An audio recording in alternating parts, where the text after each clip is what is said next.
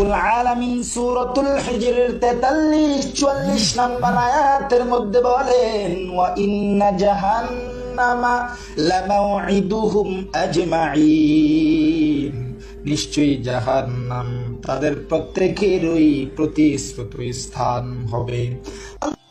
এ বন্ধু, হাফিজুরের দালালি ছাড়ো।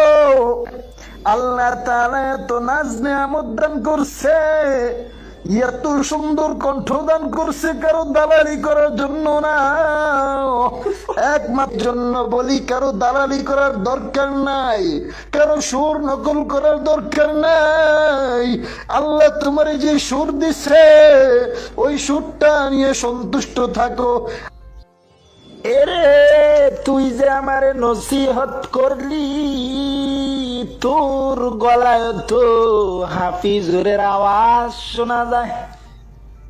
তুইও তো হাফিজুরের দালালি কইরা কইরা আরেকজন রে নসিহত দেস। না না, আরেকজনের দালালি কইরা কইরা অন্য জনরে নসিহত দিস না।